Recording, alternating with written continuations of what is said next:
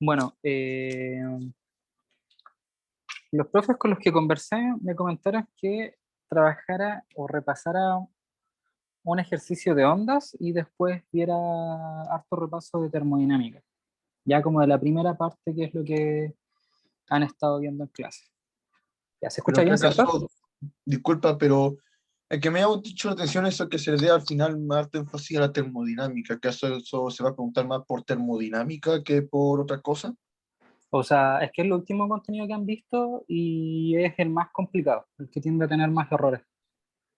Entonces vamos a repasar un ejercicio de ondas que también tiende a ser lo que más hay errores, y después termodinámica, que no les entra Ah, tanta materia, pero conceptualmente tiene hartas palabras y hartos detallitos que es ah, mejor repasar.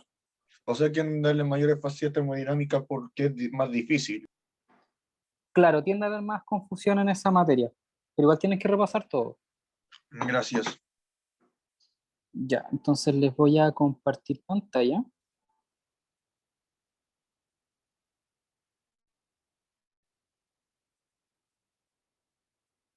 Ya, ya a ver. El primer ejercicio que traigo es de ondas, así que lo vamos a revisar en un ratito. Por ahora quiero hacer un resumen bien rápido con este resumen que está en las pruebas del semestre anterior. El de fórmulas. Sí, es como concepto y fórmula.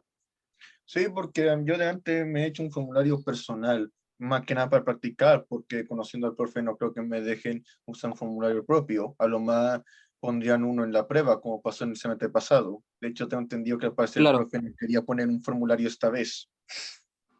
no manejo esa información, pero en general, por lo que se está haciendo ahora es como entregar como las fórmulas más importantes, así que lo importante es que manejen la mayor cantidad de fórmulas que puedan para la prueba. Pero entonces eso significa que la fórmula que den en los formularios de pauta de prueba como este debería ser como lo justo y suficiente, ¿o crees que hay algo más? Lo que les puede entrar a ustedes en la prueba puede que no sea el mismo formulario del semestre anterior, puede que sea más acotado. No, es que delante dijiste que las fórmulas que dan son como la más importante. O sea, en teoría, como eso no debería Sí, bastar con lo que nos den. con- o sea, no necesariamente. En la prueba anterior no les entregaron todas las fórmulas que necesitaban para la prueba, porque eso lo tienen que manejar. Así que estas son como las cosas más importantes, pero igual tienen que sabérselas, ¿ya? Porque esto después igual les va en cursos posteriores también lo van a necesitar. Ya. Entonces, em, ya. Le voy a dar más énfasis a la parte de ondas, ¿ya? Porque el ejercicio que vamos a hacer es de ondas. Así que, bueno, este resumen parte con primero definiendo ondas sinusoidales, y en general es encontrar o entender qué significa esta función. ¿Cierto? La función de una onda, esto en general es el desplazamiento, o sea, esta función, si yo tengo, por ejemplo, un sistema de referencia y X, la Disculpe, función, perdón. ¿sí? Esa onda, la ecuación es una ecuación general que sirve para cualquier tipo de onda, porque tengo entendido que hay casos específicos como las ondas, no, la estacionaria, que esa tiene como otra fórmula similar a esa. Sí, generalmente sirve para la mayoría de los casos. Lo que va cambiando con la onda estacionaria es que las condiciones que van dentro de la función cambian, que lo vamos a ver en el ejercicio. Sí, pues tengo entendido que el Y por seno de KX por coseno del WT más el ángulo de fase. Claro, claro, claro. No Ya, pues recuerdo. entonces, en general esto nos dice cómo es el comportamiento de las partículas cuando se van alejando del eje X, ¿ya? Eso en general nos dice la función de onda. Si se fijan, es la función y. Eso quiere decir que nos dicen cómo es el comportamiento de la función cuando las partículas se van desplazando con respecto, o sea, se van alejando del eje X. Si esto, por ejemplo, fuese cero todo el rato, siempre tendríamos una oscilación en esa dirección, encima del eje X, y no habría ninguna separación. Eso quiere decir que esta función nos va dando la amplitud parcial que tiene la onda en medida que se va propagando. Y vamos a entender que entonces esta IM de aquí, es la amplitud máxima.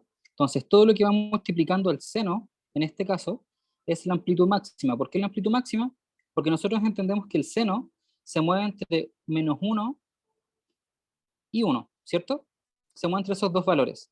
Entonces, esa IM que está ahí, va a determinar la amplitud máxima que va a tomar la onda cuando el seno se encuentre en este valor o en este valor. Eso quiere decir que va a definir la separación máxima. O sea, el punto máximo y el punto mínimo de la onda.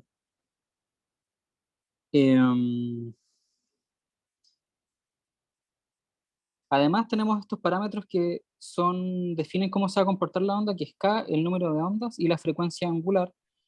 Son los parámetros que condicionan cómo se va a desplazar la onda. En general, esta función es para una onda que se desplaza en el eje positivo, o sea, en la dirección positiva del eje X. Me ¿Ya? preguntar algo de la fórmula. ¿Sí? Es que yo he estudiado con otra persona y todo, y he preguntado y tengo entendido que el Y sub M que aparece en la Ujú. fórmula, que es el Y ¿Sí? que está utilizando usted, no tengo entendido que eso es la amplitud Sí, de la onda. exactamente. Sí, es la amplitud. Ya. En Pero, cuanto a en pero este es contexto, pero ojo que es la amplitud máxima que va a tomar la onda, porque cuando yo voy viendo, por ejemplo, una onda viajera lo que hace es que, ya digamos que tengo un pulso. Entonces un pulso es eso, ¿ya? Un pulso es eso, es una perturbación que se propaga en el espacio, y esto de acá te dice cuál es el punto máximo. Pero la amplitud, en general, si yo quiero saber la amplitud en un tiempo determinado, simplemente voy a tomar cualquier distancia. Pero la amplitud máxima que va a tomar la onda es este valor. Este es lo máximo que me voy a alejar, que eso comúnmente los libros lo definen como la amplitud, amplitud máxima. amplitud máxima. ¿Sí?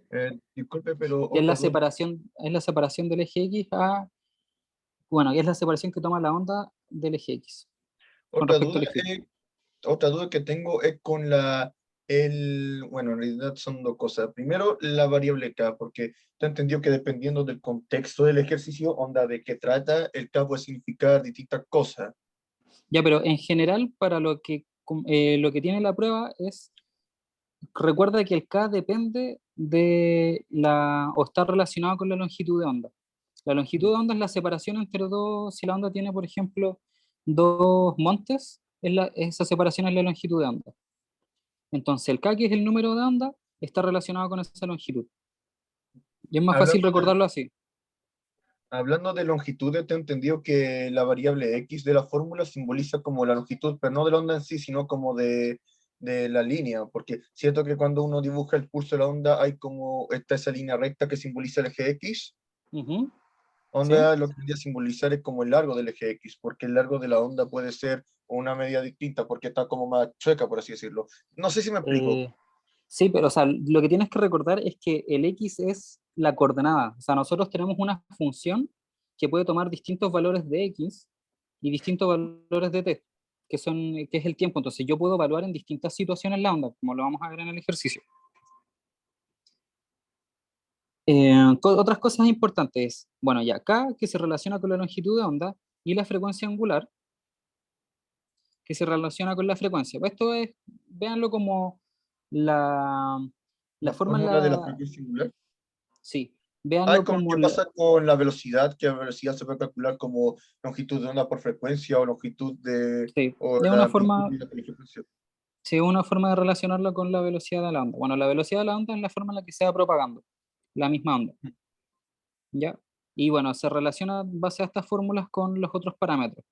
Tenemos la Ya. frecuencia angular partida en el número de onda, o lambda partido en el periodo, o lambda por la frecuencia. Son las Las, distintas últimas- formas que podemos calcular la velocidad. las últimas dos fórmulas las conozco, la de lambda partido en tiempo y lambda por frecuencia. La Ya, del, la también de- existe esta, pero esta, por ejemplo, viene asociada generalmente uno estudia estas de acá, porque tienen más relación con lo que es velocidad, pero esta, si te fijas, viene de la misma idea de que la frecuencia angular es 2pi por f y que k es la longitud de onda, o sea, 2pi partido de la longitud de onda. Entonces, si tú vas reemplazando esos parámetros dentro de las dos ecuaciones que ya conoces, puedes obtener eso. Es como lo mismo, pero es otra forma de recordarlo. Bueno, lo otro que tenemos es una onda viajera. Una onda viajera en general es un pulso que se va desplazando en el espacio y eso puede estar representado por cualquier tipo de función.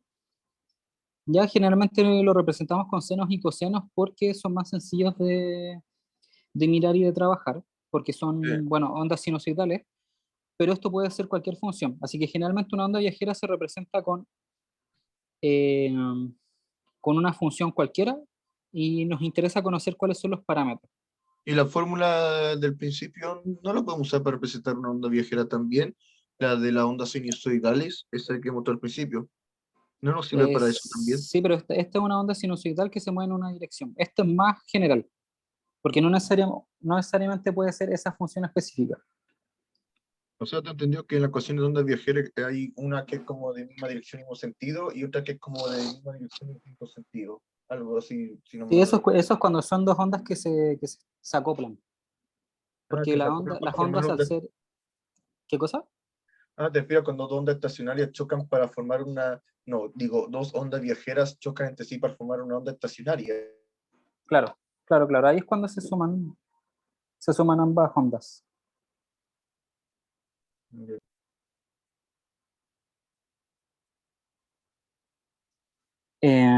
Ya, luego tenemos el caso particular cuando tenemos una onda en una cuerda, ya eso es importante. En general lo más importante y lo que tienen todos los ejercicios de ondas en una cuerda es que la velocidad se calcula bajo el parámetro de la tensión de la cuerda y la densidad lineal de la cuerda. Esto es porque entre más tensa la cuerda, más tendencia va a tener a vibrar. Disculpen, sonará medio, no sé, quizá estúpido, pero a mí me pasaba que de repente cuando veía la T de tensión, a veces lo confundía con la T de tiempo. O sea, te entendió que, por ejemplo, para el T de tiempo lo simbolizaban con T minúscula, mientras que para la tensión usaban la T mayúscula. Onda O para sea, diferenciar. esta es el término que se utiliza como tensión para estos ejercicios porque, si te fijas, es una T distinta. Eh, Sí, parece el pi. Otra duda que tengo es que muchas veces no logro cachar cómo calcular la densidad lineal, el mu. ya, la densidad lineal, en general lo que tienes que hacer es tomar el largo de la cuerda que les dan. Por ejemplo, ya digamos que eso es una cuerda, y a nosotros siempre nos van a dar el... Déjenme escribirlo mejor. Ya digamos una cuerda cualquiera. ¿Ya? Nosotros siempre vamos a manejar el largo de la cuerda, un largo L cualquiera, y la masa de la cuerda, que es cuánto pesa la cuerda completa. Entonces la densidad lineal, de cierta forma, es la forma en la que está distribuida la masa en la cuerda. ¿Ya? Entonces la forma en la que está distribuida la masa, en el caso de una cuerda que es una línea recta, o sea, una línea solamente, es dividir la masa en el largo. Es como calcular la densidad. ¿Por qué se llama densidad lineal? Porque es un objeto que está estirado y es una línea. Así que es calcular la densidad. Cuando le digan densidad lineal de una cuerda, piensen en la densidad de la cuerda. Entonces sería la masa por partido en el largo. Sí, exactamente.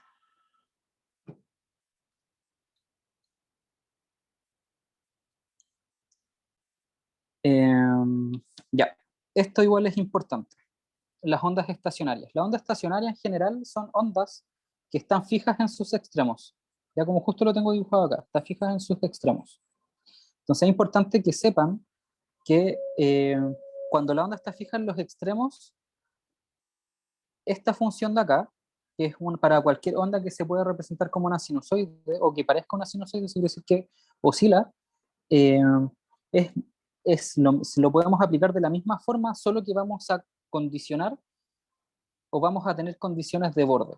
Eso quiere decir que para un tiempo, lo voy a escribir acá más detallado, si yo tengo y x igual 0, que quiere decir que es mi posición inicial de la cuerda, e, y el t evaluado en el tiempo 0, quiere decir que mi pulso recién comienza acá. Entonces yo sé que esa posición va a ser 0. ¿Ya? Sabemos que esta posición va a ser 0 porque mi objeto, mi cuerda parte de acá, mi sistema de referencia parte en uno de los bordes de la cuerda. Entonces sabemos que aquí la onda es 0 porque, bueno, es como un nodo. Los nodos siempre son ceros cuando los evaluamos o les calculamos la distancia a la que se encuentra el puntito del eje X. Ya, entonces, cuando nosotros tenemos una cuerda que está sujeta en dos bordes, tenemos condiciones de borde. Esta sería la primera. La segunda es que cuando nosotros evaluamos el X, al final, en el otro borde, nosotros manejamos esa distancia. Conocemos la distancia de separación entre las dos paredes. Entonces, como conocemos esa distancia de separación, nosotros sabemos que en ese punto X va a valer L, porque si yo coloqué mi sistema de referencia acá, yo sé que el largo completo va a ser Bueno, entre las dos distancias es L, entonces yo quiero saber la distancia de separación en este punto, en el punto L, que va a tomar la cuerda con respecto al eje X. Y esa distancia de separación va a ser 0, solo por la condición que nosotros notamos acá de que la cuerda está amarrada aquí. Y por eso es que cuando yo tengo en X igual L y T igual 0, sabemos que eso va a ser 0. Lo mismo para cualquier tiempo, en cualquier momento que nosotros evaluemos en la función, cualquier tiempo siempre tiene que dar 0, o sea, se tiene que respetar. Y ese sería como el repaso general de esto, así que vamos al ejercicio. Denme un segundito.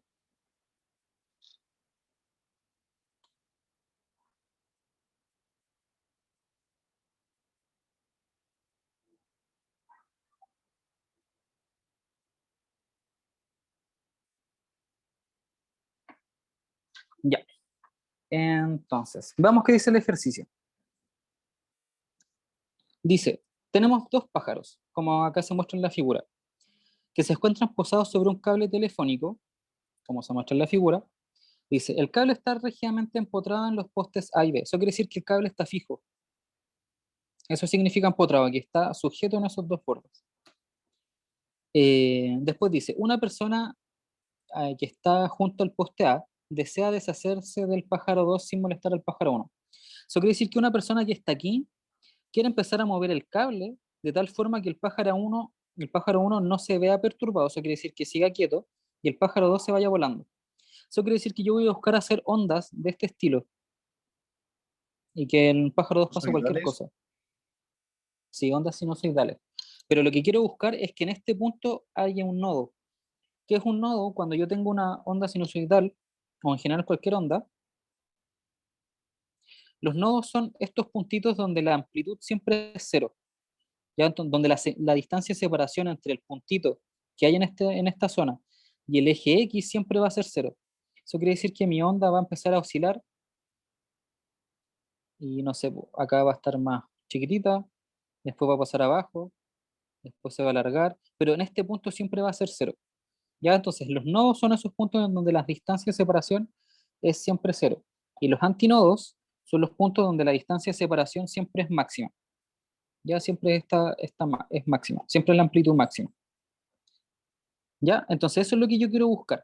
Entonces, después nos dice, para esto, esta persona decide establecer una onda estacionaria, como les comenté recién, onda estacionaria, en el cable con velocidad de propagación de 48 metros sobre segundo. Noten que con esta distancia de propagación nos puede dar hartos datos, porque nosotros ya sabemos que la velocidad se puede calcular como yo les decía acá. La La velocidad se raíz puede, cuadrada de la tensión partido en mu. o sea, en este caso no vamos a usar la tensión porque no sabemos cuánto es la masa de la cuerda.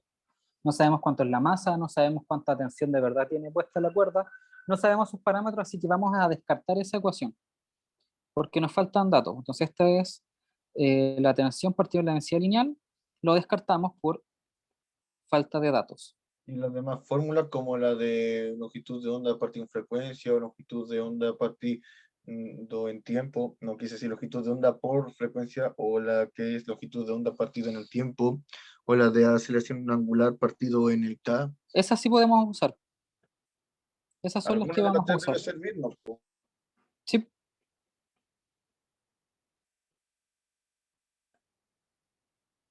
ya, claro. ¿Por qué podemos usar esas? Porque lo que vamos a hacer entonces es buscar tiene que valer la longitud de onda, porque sabemos dónde queremos un nodo. Como sabemos que el pájaro 1 no va a ser perturbado, quiere decir que en ese punto va a haber un nodo. Entonces lo que vamos a hacer es calcular la posición de los nodos. Entonces la pregunta nos dice, ¿cuál es la máxima longitud de onda que le permite lograr su objetivo? Eso quiere decir que queremos encontrar, a partir de esta información de que nosotros sabemos cuál va a ser este nodo, cuál va a ser la longitud de onda asociada. Para eso vamos a hacer lo siguiente. Primero voy a definir que en este punto x sea igual a 0 y en este otro punto x es igual a L. Eso quiere decir que yo estoy colocando mi sistema de referencia en esta zona, acá.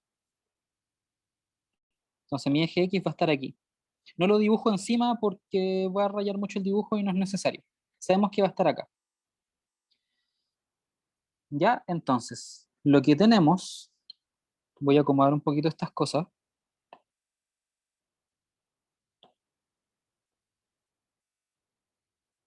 Me pasé.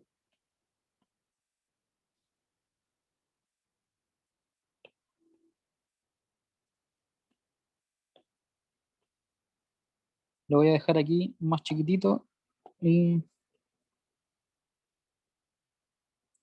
ya. Entonces, lo que tenemos es lo siguiente. Tenemos dos paredes. Tenemos un punto que va a ser un nodo. Entonces voy a anotar ahí nodo, donde va a estar el pájaro. Entonces a mí me sirven todas las ondas que cumplan esta Disculpe, forma. ¿Sí? tengo una duda.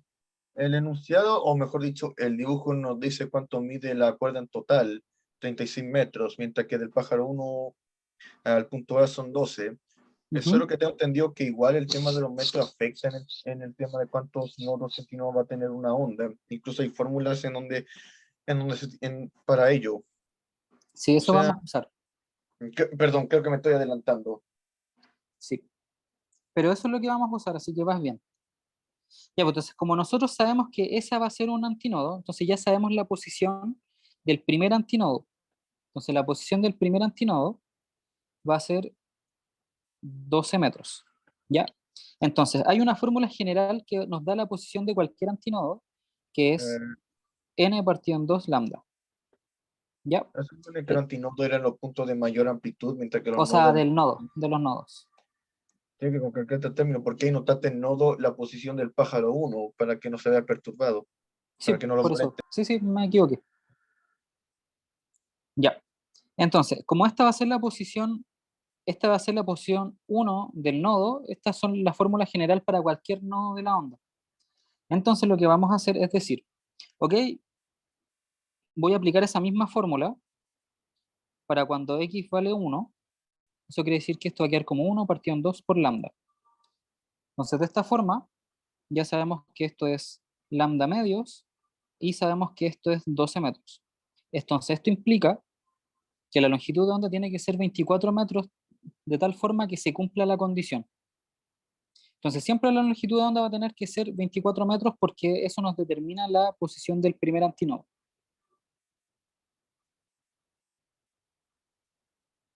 ¿Ya? Entonces ya respondimos la primera. ¿Cuál es la máxima longitud de onda que le permite lograr su objetivo? Es esta, 24 metros. Y esa fórmula de que, esa fórmula me llama la atención, como mide, es para calcular la amplitud la amplitud máxima. No, No, la forma que nosotros podemos, o con la cual nosotros podemos calcular el número de, o la posición de los antinodos, dependiendo de la longitud de onda. o ¿Por sea, qué podemos hacer esto? Porque nosotros sabemos que dentro de esta pared, cualquier onda que nosotros coloquemos va a tener siempre un largo establecido. Entonces, con ese largo establecido, dependiendo de la forma en la que va a oscilar el objeto, podemos calcular una longitud de onda. Entonces, con la longitud de onda específica, o sea, con esa longitud de onda nosotros podemos calcular para cualquier onda estacionaria la posición de los nodos y antinodos que se den en esta zona. no sé, estamos diciendo que con esta fórmula podemos saber cuántos nodos hay. O sea, mide O sea, 36, pero según la fórmula hay un nodo cada 24 metros, ¿no? no. Lo que acá nosotros tenemos es la longitud de onda. Esto quiere Ujú. decir, la longitud de onda es la distancia que hay entre dos montes. Entonces Ah, acá ya, yo tengo una onda, entonces esta distancia de acá es la longitud de onda. ya. Acá no estamos calculando el número de nodos. Perdón, es que me enredo un poco.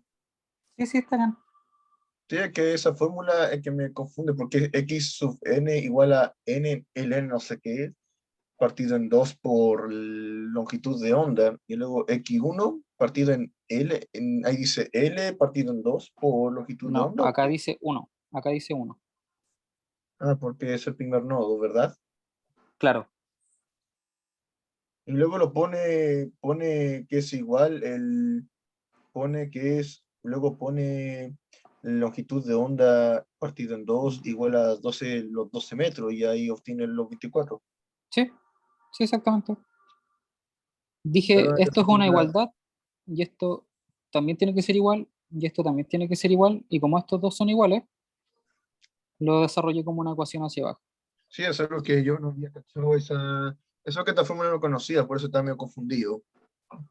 Que de antes que de antes igual estudié un tema de onda estacionaria y Sí, faltan algunas cosas, donde aprendemos algunas formas. ya.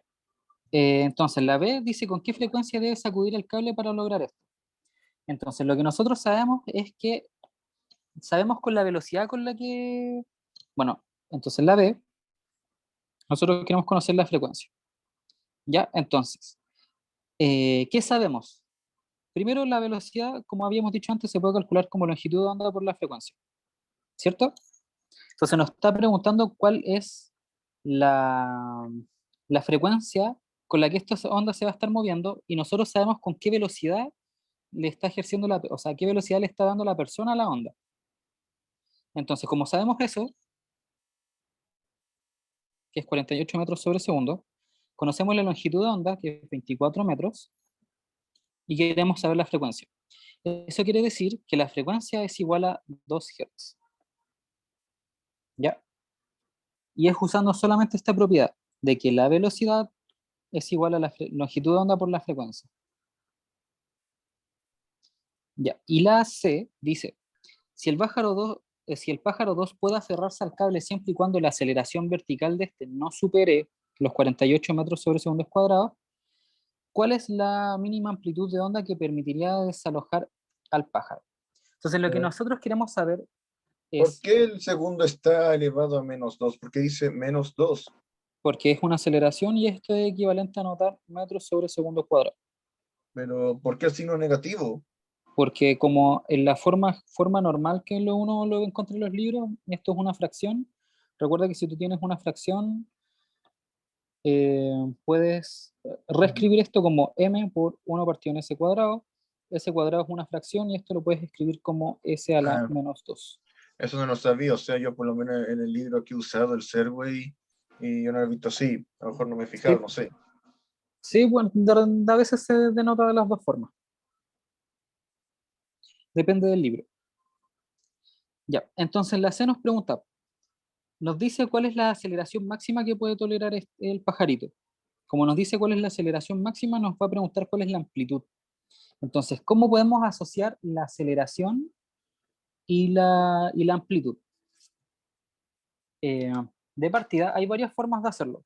La que yo encontré más útil y más directa, o sea, no es la más directa, pero sí la más intuitiva, es primero usar la ecuación que les comenté antes. Yo sé que la ecuación de una onda sinusoidal, o sea, cualquier onda que forme una, o que tenga una forma similar a un seno o un coseno, va a tomar esta función. Seno de kx menos wt más el ángulo de fase. Está usando la forma sinusoidal, la primera, la genérica. Sí, sí, exactamente. Ya, entonces, ¿qué cosas yo conozco de esto? Yo sé lo que es k, porque k es 2pi partido en lambda, y también sé que es la frecuencia, porque la frecuencia es 2pi por la frecuencia normal. Ya, entonces yo sé eh, las condiciones de borde, entonces veamos qué son estos parámetros y si nos van a afectar en algo, y si no, veamos cómo trabajar con condiciones de borde. En general, cuando nosotros tenemos condiciones de borde, es decir, en este caso, yo sé que cuando x es igual 0 y t es igual 0, sé cuánto tiene que valer o cuánto tiene que valer la función. Tiene que ser 0, porque en ese punto está acá. En cualquier t igual 0 y en el punto inicial la onda va a tener un 0 porque la distancia de separación entre la onda y el eje X es 0. Así que esa es la condición de borde. ¿Cómo la utilizo? Simplemente digo, ok, esto tiene que ser igual a 0, entonces lo llevo a esta función y lo evalúo. Entonces, 0,0 en la función va a ser im, seno del ángulo, o sea, seno de las variables, sé que k por 0, y después tengo w por 0, más el ángulo de fase, y esto tiene que ser igual a 0, porque es mi condición. Entonces, como esto se tiene que cumplir, yo sé entonces que im, seno, más, o sea, y aquí va a quedar solamente el ángulo de fase, porque estas dos cosas se anulan. Y esto tiene que ser igual a 0. Entonces yo sé que Disculpe, la... ¿Sí? disculpe, pero el enunciado te decía directamente que el X y el T debían ser cero, ¿verdad? O sea, nosotros lo intuimos por el tipo del ejercicio que estamos trabajando. En este caso nos dicen que están acá sujetos. Entonces nosotros podemos asumir que en ese punto, en la posición cero, la amplitud es cero, Ah, lo está porque asumiendo. sí, porque es una condición del tipo de ejercicio, o en general del tipo o de lo que ocurre con ondas que están sujetas en su borde. ¿Ya? Entonces, como yo sé esto, o sea, esta es a la condición a la que llegamos, y la amplitud máxima no puede ser cero porque sabemos que es una onda y la amplitud máxima en algún punto va a ser un valor distinto de cero. Entonces esto no puede ser cero. Entonces en este punto estamos forzados a decir que el seno tiene que ser cero. Como el seno tiene que ser cero, eso implica entonces que el ángulo de fase tiene que ser cero. Y así nuestra función para cualquier variable, x, t, nos va a quedar como im seno de kx más wt. Y esa es la función con la que vamos a sacar entonces, que vamos a trabajar. Entonces esto ya de por sí es cero. Y así validamos que es cero, usando las condiciones de borde. Y acá me equivoqué porque esto tiene un menos.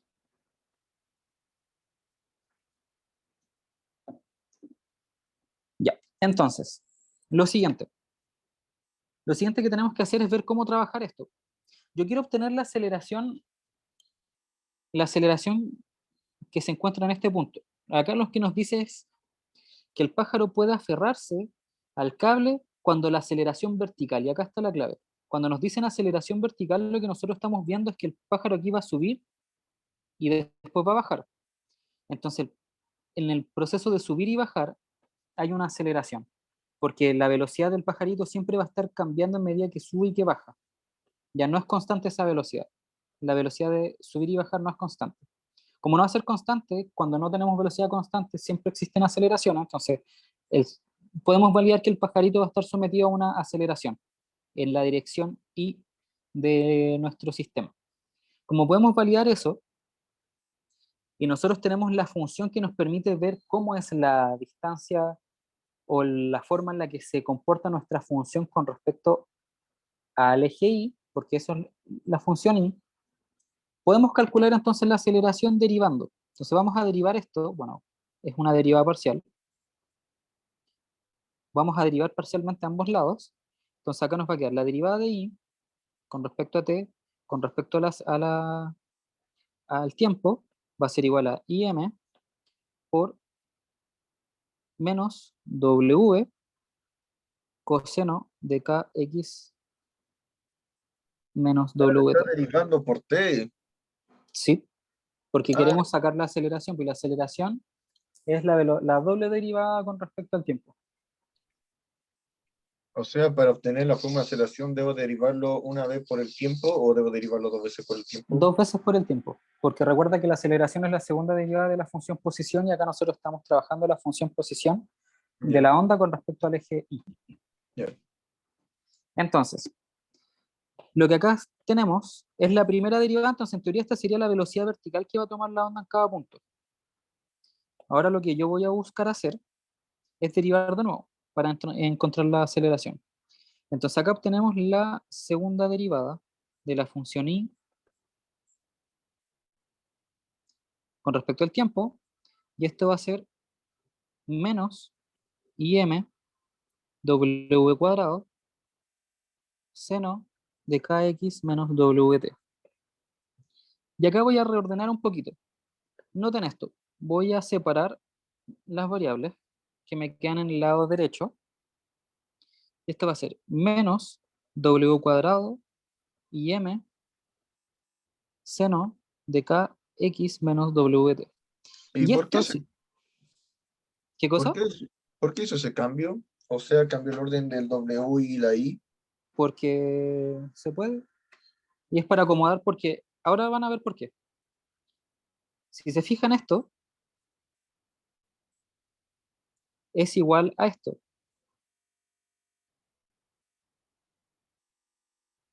¿Sí? Como eso es igual a lo que está más arriba, puedo escribir entonces menos w cuadrado y de x, t.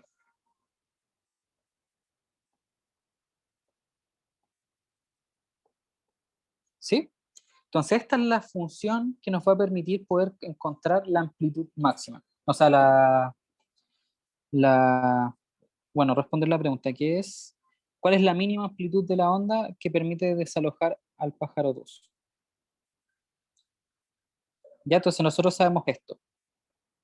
Entonces la aceleración de la oscilación vertical va a ser menos w cuadrado por esto, de aquí. Camilo, ¿te puedo hacer una pregunta? ¿Sí? Dale. Cuando derivaste, ¿de dónde ¿Sí? sacaste la W? Que eso es lo único que no puedo ver del ejercicio. Ah, la W sale de acá adentro, del seno. Ah, porque está respecto al T. Claro, y esto es por la derivada por cadena. Entonces yo derivo esto es una constante, así que sale, derivo esto de acá, es coseno de lo que tengo adentro, y luego lo multiplico por lo que está adentro. Por bueno, Perfecto. la derivada de lo que está adentro, porque adentro como tienes x y t, y derivas con respecto a t, este se anula, y te Ujú. queda solo esto de acá. Y por eso Vale, sale bacán. el menos y el w. Ok, gracias. Entonces aquí tienes esto. Entonces lo que nosotros queremos saber es,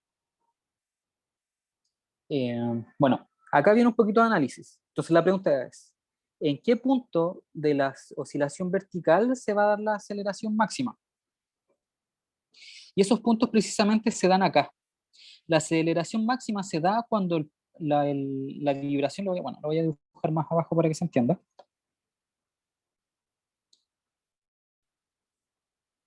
Si yo tengo esto, el punto máximo donde se da la amplitud máxima, es el punto donde el punto donde la aceleración es máxima. ¿Ya? Eso quiere decir que la aceleración máxima se da en los antinodos. ¿Por qué pasa eso? Porque acá el objeto llega, o piénsenlo en un oscilador armónico. Si yo tengo un oscilador armónico solo en este punto, veamos solo ese punto, quiere decir que este es mi punto de mayor alejamiento, y luego aquí yo vuelvo y cambio de sentido. Entonces en ese cambio de sentido llega un momento donde mi velocidad es cero, pero mi aceleración es lo máximo posible de tal forma que me voy hacia el otro lado. Entonces en los antinodos se da la aceleración máxima. ¿Ya? Entonces, la aceleración máxima se va a dar cuando la amplitud sea máxima. Entonces, esa es la relación. La aceleración depende, bueno, de la frecuencia y de la amplitud en ese punto. Y la amplitud máxima se relaciona con el punto de aceleración máxima. Entonces, acá iría la amplitud máxima. Voy a ponerle Imax, porque es la distancia máxima del eje X que voy a obtener. Y como me piden calcular la amplitud mínima que necesito para que el pajarito se pueda ir volando, yo quiero buscar darle mayor aceleración al pajarito. O sea, yo creo que la aceleración vibre mucho más fuerte. ¿Ya? Entonces eso va a ocurrir cuando 48 metros sobre segundo sea menor a mi aceleración en el punto máximo. Entonces esta es la amplitud máxima asociada a la aceleración máxima, pero en el sentido del ejercicio es la mínima amplitud que yo necesito para que el pajarito se mantenga vibrando. Entonces, mayor a esta amplitud, el pajarito va a irse volando porque eso quiere decir que hay una mayor aceleración en ese punto. Entonces, mi max tiene que ser siempre mayor a menos 48 metros sobre segundo cuadrado dividido en la frecuencia al cuadrado. Y esta va a ser mi amplitud máxima. ¿Sí? O sea, mi amplitud mínima. Después para cualquier valor de amplitud mayor que este, siempre se va a ir volando el pajarito. Y bueno, ese valor reemplazando los datos, la frecuencia que se puede obtener con los datos que calculamos en los ejercicios anteriores, esto es 0,3 metros. ¿Ya? Entonces esta es la amplitud máxima que va a aguantar el pajarito sujeto. Para cualquier valor mayor a este número, el pajarito se va a ir volando. ¿Se entiende? Yo me enredo un poco al final porque ahí porque primero como que me complicó la fórmula, porque como que quitó el seno, eso no lo entendí, eso de que quitaba el seno en la fórmula de la aceleración que deduciste por las derivadas. Porque al principio está eso del menos frecuencia angular al cuadrado por la amplitud máxima, por el seno de todo lo que está en el paréntesis. Después simplemente como que quitaste el seno. Sí, porque ahí va la interpretación. Déjame escribir acá de nuevo el seno. Ah, no, esto es la función, ¿ya? Y lo que pasa es que yo acá no es que quité el seno, sino que acá yo dije, ok, esto es igual a esta función, que es mi función posición. Entonces mi función posición involucra esto completo. Ah, ya lo abreviaste. Exacto. Y acá lo que se arma en general es una ecuación diferencial, bueno, es una ecuación diferencial parcial, porque son derivadas parciales, pero acá lo que no vamos a hacer no es resolverla, sino que ya sabemos el valor que va a tomar esto, pero queremos encontrar en qué punto podemos usarlo. ¿Ya? Entonces la aceleración máxima, o en general la aceleración que nosotros estamos buscando es la máxima que puede tolerar el pajarito. Entonces estamos diciendo que en el punto máximo, o sea, en el antinodo, donde se da la aceleración máxima, el pajarito va a aguantar 48 metros sobre segundo, que es lo que tenemos acá. Lo que yo estoy buscando es una aceleración mayor a esa. Pero acá lo que encontramos es que la aceleración depende de la amplitud en ese punto. Entonces, si la estamos, por ejemplo, aquí en la onda, mi amplitud va a ser bajita, entonces en este punto mi aceleración no va a ser tan grande. Pero si yo estoy acá, estoy en la aceleración máxima, en la máxima aceleración que voy a poder conseguir en cualquier punto de la onda. Y acá coincide que mi aceleración máxima también está relacionada con la amplitud máxima, ¿ya? Entonces, en todos los antinodos, que es el punto donde yo estoy buscando que esté el pajarito, va a coincidir que se dé la amplitud máxima. Y la amplitud máxima se da cuando el seno vale 1. Entonces, en este punto, lo que yo hice fue decir, ok, acá mi I máxima, o mi I, t, tiene que ser igual a IM, el seno, de los parámetros, esto tiene que valer 1. Y ahí yo sé que estoy en mi punto donde está la amplitud máxima, que es la Eh, amplitud de la oscilación. no entendí que pusiste como UN, Seno paréntesis, de, que no se entendía. seno de parámetros. Y esto Seno tiene que ser de 1. Seno de parámetros, que son los parámetros que están acá. XT.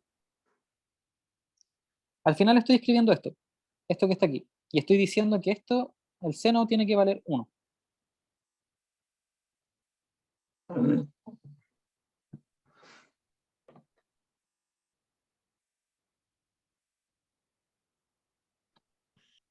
Lo que cuesta entender es eso que hizo de poner el 48, la aceleración de 48 metros partido al segundo al cuadrado, hay como menor a la ecuación. Sí, lo que pasa es que acá esta es la ecuación o la fórmula que nos permite encontrar la aceleración asociada al punto de la amplitud máxima. Y lo que yo quiero es encontrar cuáles son los valores o el mínimo valor que yo necesito para, para que el pajarito se vaya volando, que en ese caso es el valor que yo necesito para siempre obtener aceleraciones mayores a 48. Por eso acá se vuelve una, como una ecuación con eh, desigualdades. Porque yo no quiero que sean iguales, yo quiero encontrar un i o cuáles son los valores de i que van a ser mayores a esta aceleración. Por eso lo reescribo así. Yo quiero encontrar las amplitudes que me van a dar aceleraciones mayores a 48. Entonces acá cuando yo despejo, yo sé entonces, asociado a esta desigualdad, al final la conclusión es que la I máxima que va a tolerar el pajarito son 0,3 metros. ¿Ya? Entonces, yo sé que todos los valores I máximos que sean mayores a 0,3 van a hacer que el pajarito se vaya volando. Que luego, ¿de dónde saca la frecuencia angular para ahí poder hacer la división y finalmente obtener los 0,3 metros? De los resultados anteriores. Por los resultados anteriores nosotros calculamos la frecuencia y calculamos la longitud de onda. Ah, ya. Entonces con eso podemos calcular la velocidad y con la velocidad nosotros podemos calcular el K. De hecho lo voy a desarrollar más Sé abajito. fue medio enredoso el ejercicio, o sea, más que nada por todas las descripciones que hizo con la fórmula, sobre todo cómo abrevió el seno. Sí, pero es que esa es una condición que yo impongo. Yo sé que esta es la función para cualquier punto de mi oscilación, y yo condiciono que quiero solo las que cumplan que esto sea 1, y eso puede ser para distintos valores de x y t. Entonces, como a mí esto no me va a servir porque yo solo quiero las que valen 1, simplifico un poco mi ecuación, mi función.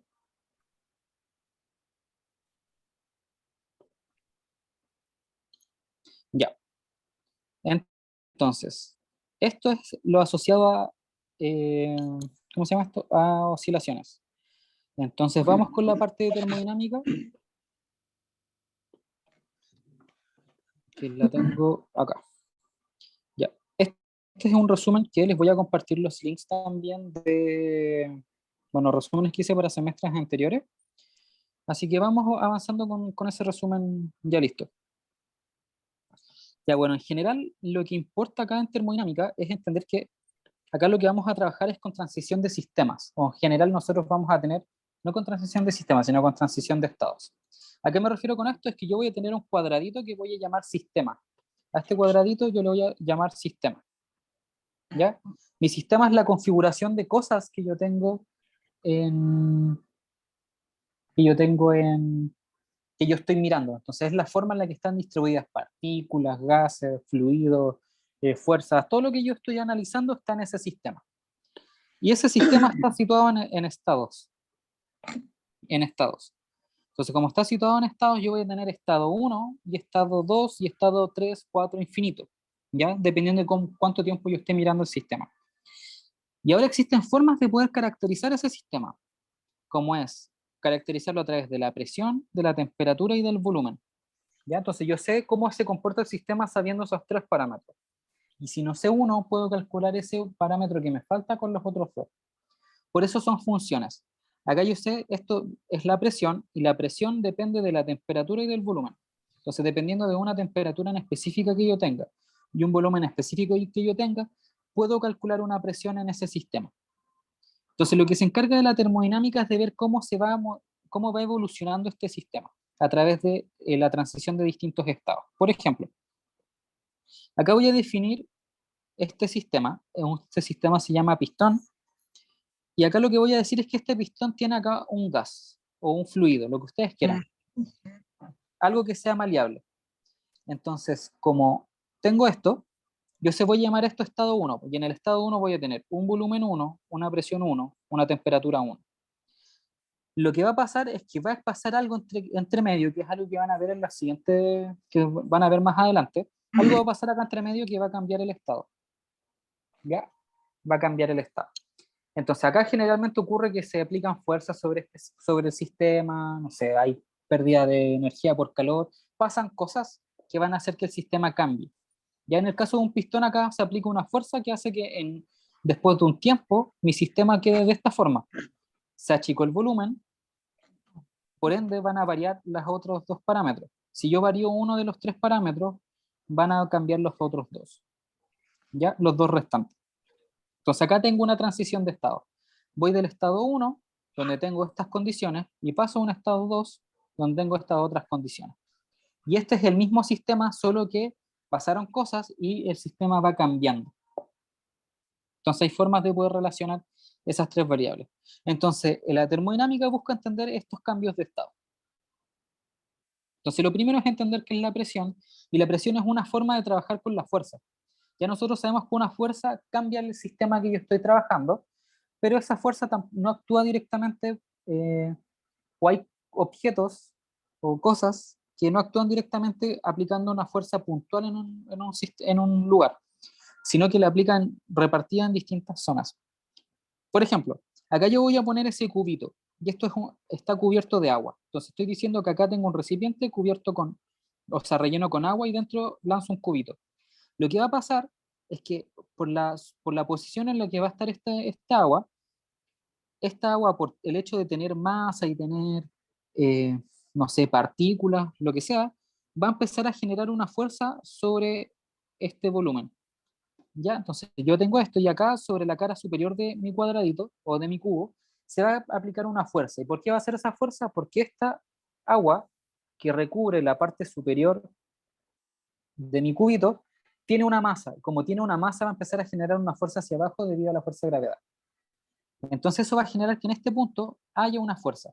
¿Ya? Pero la fuerza está aplicada sobre todo la parte superior, entonces la presión es el efecto que tiene la fuerza sobre una superficie. Así como el torque era el efecto que tiene la fuerza sobre los movimientos rotacionales, la presión es el efecto que tiene una fuerza sobre una superficie, o cómo se reparten las fuerzas en esa superficie. ¿Ya? Y bueno, acá son datos que bueno, son como más específicos, pero no son necesarios que los revisemos ahora. Acá, cuando yo tengo un fluido en mi cubito, yo voy cambiando la altura de ese cubito. Lo que está pasando es que va cambiando la cantidad de masa de agua que cubre a ese cubito, porque si yo lo tengo más abajo, hay mayor masa de agua que está sobre el cubito, entonces hay una mayor fuerza sobre el cubito. Entonces, hay una forma de calcular la presión dependiendo de la altura de cualquier cúbito, de cualquier punto donde yo coloque el cúbito. Y eso es la presión cero, que se conoce como presión atmosférica. Y luego acá viene una forma de calcular la presión que ejerce la cantidad de agua que está sobre nuestro cúbito, que esto es densidad por aceleración de gravedad por la altura. Entonces, así yo puedo variar la altura y conociendo la densidad del fluido puedo calcular cuánto es la presión total que se ejerce sobre ese fluido. Ya. Luego tenemos la temperatura, y la temperatura en general es una forma de entender el nivel de agitación que tienen las partículas en un objeto. Entonces pensemos en el agua. El agua es un objeto que tiene muchas partículas. Entonces pensemos que esto es agua. ¿Ya? Esto es agua. Y dentro del agua hay muchas partículas. Entonces, si yo voy bajando la temperatura, las partículas cada vez van a tener menos energía, entonces se van a empezar a agrupar y por eso se vuelve un sólido, que es el hielo. Si yo voy entregándole más temperatura o voy aumentando la temperatura, quiere decir que estoy aumentando la cantidad de energía cinética, que es la energía del movimiento, que tienen estas partículas. Entonces, cuando yo voy aumentando la temperatura, estas partículas empiezan a moverse, se empiezan a agitar, y como se empiezan a agitar, empiezan a desordenarse más las partículas, y así es como del hielo paso al agua y del agua paso al gas, porque las partículas van agitándose y van cambiando el estado del sistema que estoy observando.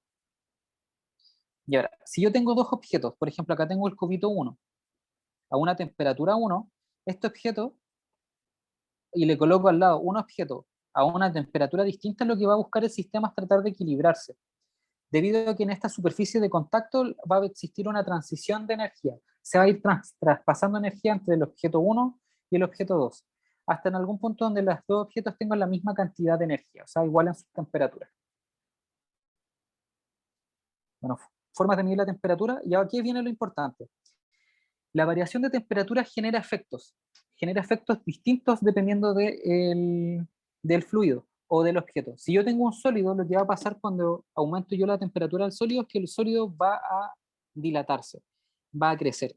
Entonces, por ejemplo, si yo tengo este sólido basal y luego pasa algo, hay un cambio de estado y tengo una temperatura final que es mucho más grande que la temperatura inicial, lo que va a pasar con mi sólido es que va a crecer.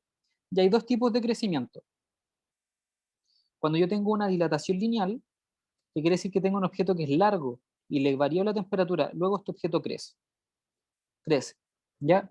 Luego si tengo la dilatación superficial, quiere decir que si yo tengo, no sé, un cuadrado y cambio la temperatura, el cuadrado crece, se expande. Y si yo tengo un volumen, bueno, el sólido se expande en esas tres dimensiones. Y esta es la forma en que podemos relacionarlo. Esta es variación de longitud igual a esta constante, eh, esa constante que nos dice que, bueno, que depende de cada material, que se llama coeficiente de expansión, nos dice cuánto se va a expandir el objeto en esa dirección. Entonces, si estoy en un objeto lineal y varío la temperatura, esto se va a expandir cierto porcentaje sobre el largo inicial, y eso asociado a una variación de temperatura. Y eso ocurre para las tres Esa constante formas. no la dan, ¿o no? Sí, esa la dan. Ahora, por ejemplo, te pueden decir en un ejercicio calcula la constante, pero te tienes que dar cuánto varía el largo y cuánto varía la temperatura y cuál es el largo Claro. inicial. Como que Sí. tienes que dar información. Y eso, bueno, y nosotros podemos encontrar el coeficiente de expansión lineal, este también se le conoce como coeficiente de expansión superficial, que viene denotado por un, bueno, digamos A, y el coeficiente de dilatación volumétrico, que viene, digamos que viene denotado por un volumen. Ya, sí que tienen que fijarse en los nombres, si le dicen volumétrica, superficial o lineal. Ya, eso es cuando tenemos sólidos. Y en el caso de un fluido o un gas, es distinto, porque el gas o la temperatura va a afectar de forma distinta el sistema. Entonces, dependiendo de la presión, el volumen y la temperatura, yo puedo determinar cómo se comporta el sistema. O sea, yo siempre tengo que tener un volumen definido para poder estudiar un gas, porque el gas se esparce por cualquier lugar. Ya no lo podemos aplastar, como contener, a menos que tengamos algo que encierre todo ese gas. Entonces, ¿cuál es la ecuación de estado? La típica se conoce como pavo ratón, o en general es la presión por el volumen tiene que ser igual a N por R por la temperatura. N es el número de moles, R es la constante universal de los gases, y los otros parámetros se conocen: presión, volumen, temperatura. Entonces, si yo varío la temperatura por la forma en la que se encuentra esta ecuación, tiene que variar los otros parámetros. ¿Ya? Entonces acá es donde se vuelve más interesante analizar cómo interactúa un gas con el sistema. Entonces yo acá tengo un sistema, no, digo acá tengo un sistema, y mi sistema es lo que yo estoy estudiando, como antes, por ejemplo, el pistón. Pero esto también puede interactuar con el medio en el que se encuentra nuestro sistema. Si yo estoy utilizando como sistema, por ejemplo, el pistón que tenía acá en un inicio, si yo varío la temperatura acá afuera, también va a variar la presión y el volumen. Entonces también va a cambiar nuestro sistema. Entonces ahora tenemos que entender que nuestro sistema interactúa con el medio que se llama medio circundante. Y esa interacción va a generar, por ejemplo, cambios de estado. Y acá es donde se define, por ejemplo, eh, la capacidad térmica, que es cuánta energía calórica tengo que entregarle a mi sistema para que aumente la temperatura a cierto porcentaje o un grado. Ya, eso es como lo importante. Entender que yo tengo un sistema que va a interactuar con el medio circundante, y esa interacción se va a dar por eh, ganancia o pérdida de energía. Y esa ganancia o pérdida se puede dar por dos factores. Una, por el calor, y el calor es el flujo de energía. Entonces, el calor es una forma de ganar y ceder energía. ¿Ya? Y bueno, está asociado más directamente a la temperatura. Entonces, si yo pongo, bueno, esto pasa cuando ustedes tocan, por ejemplo, un hielo. Si ustedes colocan un hielo en su mano, el hielo va a ser nuestro sistema, y su mano va a ser el medio circundante. Entonces, lo que va a hacer el hielo es que, como tiene la temperatura tan baja, la mano, que es nuestro medio circundante, va a empezar a entregar calor. Y le va a entregar calor a ese hielito. Por eso ustedes tienen esa sensación de que el hielo está frío, porque el hielo tiene menos energía, y esa sensación que ustedes tienen, la sensación térmica, está asociada a esa pérdida de energía. Y bueno, acá aparecen estos conceptos de capacidad térmica, como les decía, la cantidad de calor que tiene que recibir un objeto para aumentar 1 grado su temperatura. Después aparece el calor específico, que es lo mismo, pero asociado a cuánto tiene que aumentar 1 kilogramo de masa, aumentar 1 grado su temperatura. Entonces esa es la cantidad de calor que yo necesito entregar. Bueno, acá el calor latente, que esto es más teórico, así que no es importante repasarlo ahora. Y acá vienen conceptos que no van a ver ahora, que no sirven para la prueba, pero es importante entenderlo. ¿Por qué? Porque yo tengo dos estados que van a cambiar, y ese cambio no se da porque sí, no es magia. Esa transición de estados se da porque hay trabajo y porque hay flujo de calor. O sea, por esas dos cosas. Y acá es importante que ustedes vean, porque lo vamos a usar más adelante. Esto no lo voy a repasar porque no les entra. Esto: isotérmico, isobárico. En general, lo que a ustedes les importa acá es trabajar con gases ideales. ¿Ya? Entonces existen formas en las que cambia nuestro estado cuando tenemos gases ideales, y el más importante es el adiabático. El adiabático es cuando nuestro cambio no hay transición, no hay transferencia de calor. ¿Ya? Cuando no hay transferencia de calor, se cumplen estas condiciones. ¿Dónde lo tengo? Acá, proceso adiabático para un... Ah, no. Denme un segundo que acá se me traspapeló materia. Ya, pero adiabático quiere decir que no hay transferencia de calor. ¿Dónde está el otro? Esta presión constante, isotérmico. Ya, isotérmico es que es a temperatura constante. Esto es importante.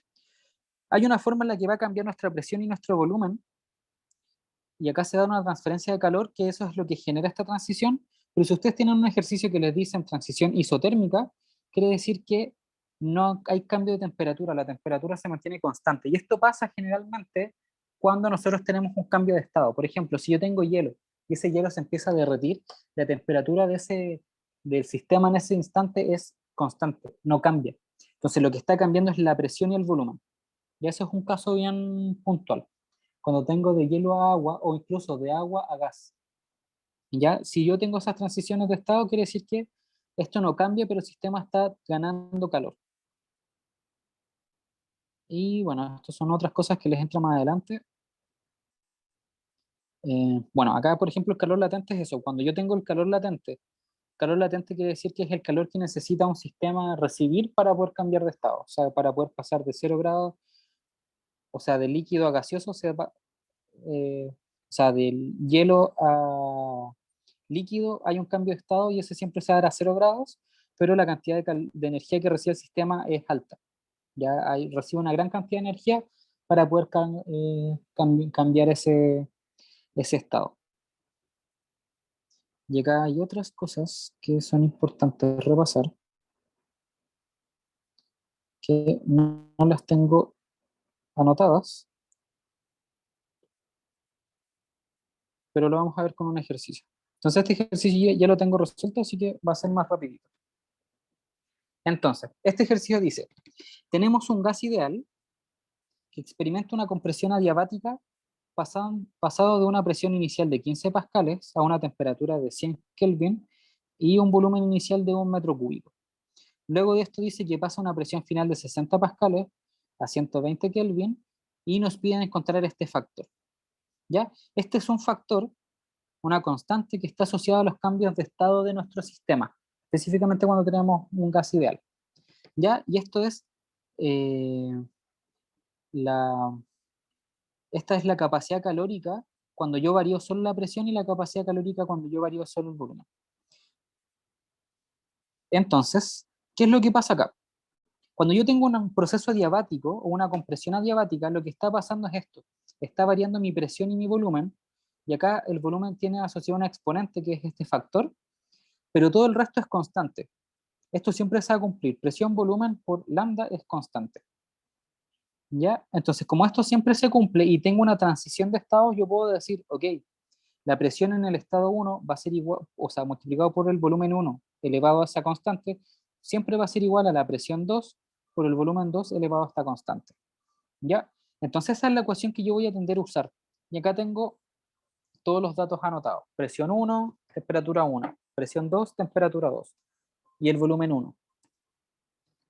Y a mí me piden encontrar ese factor. Entonces voy a tener que darme una vueltita. Voy a tener que buscar cómo encontrar este factor. Y este es lo más conocido. Presión por volumen elevado a lambda tiene que ser una constante. Entonces, el truquito acá es usar logaritmo natural. Aplico un logaritmo natural para poder despejar este. Entonces, llego al logaritmo natural, lo aplico y el logaritmo natural va a encerrar todo esto y todo esto.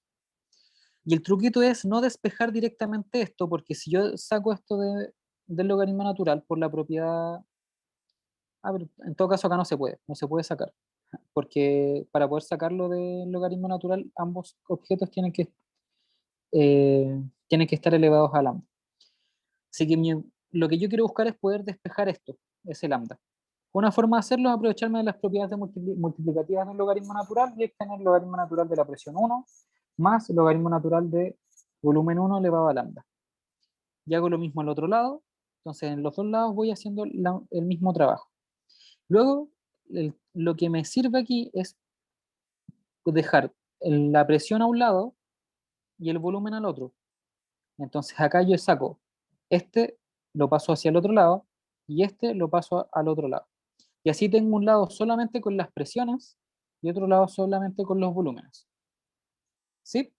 Entonces acá yo después, como queda una resta, ocupo la propiedad de división, que si tengo una resta quiere decir que es una división entre este valor y este otro valor, y me va a quedar ese logaritmo natural de las presiones. Eso igual al logaritmo, bueno, y hago exactamente lo mismo al otro lado, me va a quedar logaritmo natural del volumen 2 partido en el volumen 1, y como estas dos cosas están elevadas al mismo exponente, lo llevo como exponente global de los dos términos y lo saco del logaritmo natural con la propiedad del exponente de un logaritmo natural. Entonces, como lo saco, como lo tengo anotado acá, esto va a quedar logaritmo natural, o sea, lambda. Entonces, si yo despejo lambda, va a quedar el logaritmo natural de las presiones partido en el logaritmo natural de los volúmenes.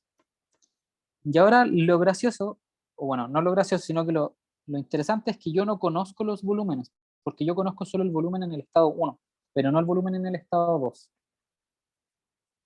¿Ya? Entonces ahora necesito otra ecuación que me permita encontrar los volúmenes. Para poder encontrar una relación que me permita encontrar cómo se relacionan los volúmenes, es que ocupo la ecuación de estado, que esta es la importante. Con la ecuación de estado yo lo único que necesito es conocer P, V y T. Yo conozco P y T, ¿ya? Y aquí está lo interesante. Estas dos cositas tienen que ser, son constantes, entonces para cualquier estado siempre se va a cumplir que esta multiplicación va a ser igual. Entonces noten que yo puedo dejar como NR, lo voy a anotar acá, puedo dejar como NR igual a la presión por el volumen partido en T. Y esto va a ser válido tanto para el estado 1 y para el estado 2. Entonces yo después con ambos términos, como lo tengo anotado aquí, puedo hacer una igualdad. Entonces como puedo hacer una igualdad, ya que esto siempre va a ser una constante, voy a poner entonces P2, volumen 2, partido en T2. Y así tengo una relación entre los volúmenes, entre los dos volúmenes en estado 1 y el volumen en estado 2. Como yo no conozco el volumen 2, me interesa ignorarlo. Entonces yo lo que puedo hacer es mirar lo que tengo más arriba, que es esta fracción de aquí, volumen 2 partido en volumen 1, y buscar el volumen 2 partido en volumen 1. Entonces voy a trabajar esta ecuación de acá. Entonces va a quedar volumen 2 partido en volumen 1 va a ser igual a P1 por T2 partido en T1 por P2. Y esto es lo que voy a buscar reemplazar en la ecuación que me había quedado de el lambda. ¿Ya? Y bueno, ese sería el resultado. Cuando yo reemplazo en esta ecuación de acá arriba,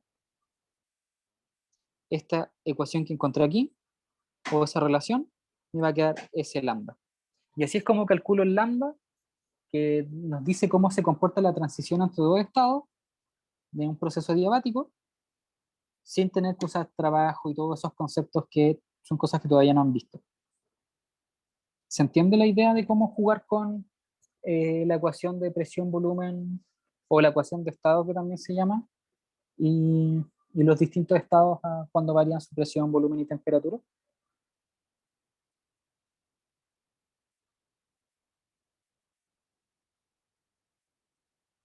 Este va a ser el único ejercicio que vamos a ver de eso. ¿Puedo buscar otro? Estaría bueno, si se puede, porfa. Ya. Denme un segundito. Camino, voy a mostrar la parte de arriba cómo va a sacarle una foto o usar. Ya, igual les voy a compartir esto. De todas formas, esto está. Bueno, voy a compartir una lista de reproducción completa de tutorías y videos del semestre anterior, donde está esto resuelto. Entonces, ya, déjenme buscar otro ejercicio que sirva para esto mismo.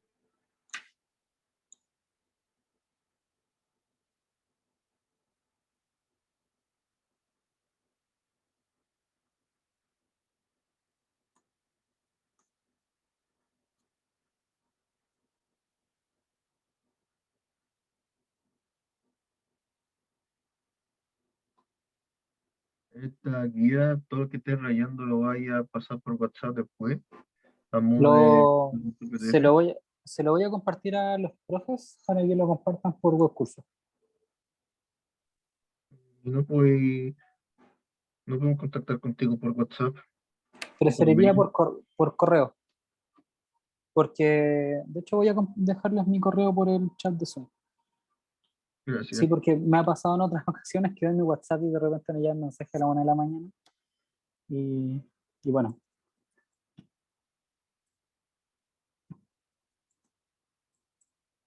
ya. Ahí dejé mi correo en el chat. Ya déjenme unos cuantos ejercicios justo.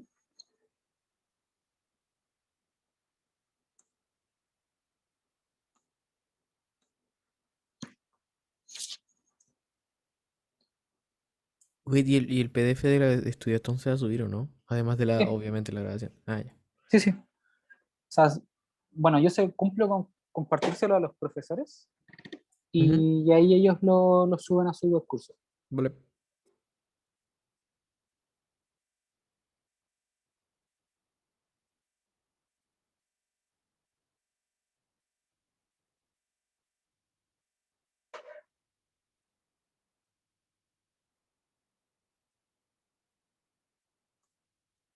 Ya, les voy a dejar de compartir pantalla un momento porque tengo todo en,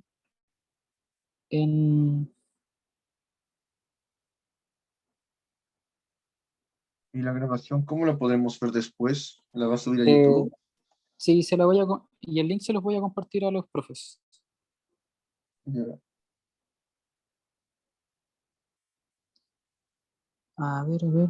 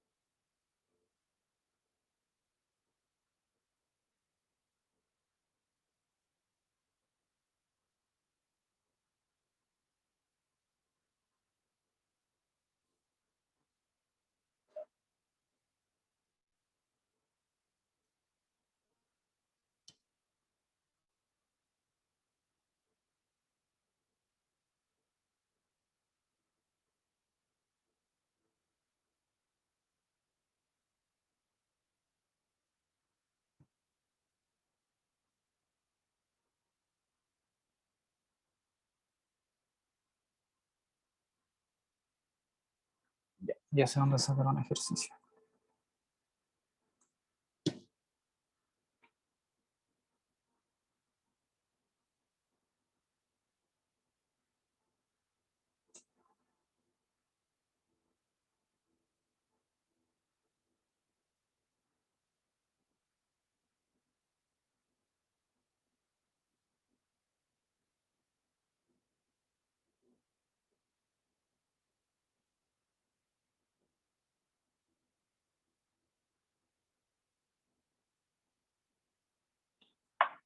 Ya. Em, ya, no tengo cómo compartir el ejercicio así como foto, pero lo voy a ir explicando a medida que lo voy a ir desarrollando, para que entiendan como el enunciado y todo eso. Ya, entonces, ¿se escucha y se ve bien? Sí, súper. Ya, ya, ya. Entonces, bueno, este ejercicio dice, el aire de una nube de tormenta se expande diabáticamente a medida que se eleva. Entonces, lo que nosotros tenemos es un sistema donde tenemos una nube que va subiendo. Entonces, este es nuestro sistema X e Y, Entonces la nube lo que está haciendo es que va subiendo. Y en medida que sube, se expande adiabáticamente. Entonces, expansión adiabática. ¿Ya? Entonces tenemos una expansión adiabática. ¿Y qué dice una expansión adiabática? Exactamente lo que yo les había, lo que decía en el otro ejercicio. Tenemos presión, volumen, lambda igual a una constante, y también se cumple, tenemos la temperatura, el volumen, lambda menos 1 igual a una constante. Son las dos ecuaciones que se cumplen en un proceso adiabático, que es lo más típico de preguntar. ¿Por qué es lo más típico de preguntar? Porque generalmente para poder relacionar las dos cosas, o relacionar ciertos parámetros, nos piden, o tenemos que usar ecuación de estado, o tenemos que usar distintas cosas.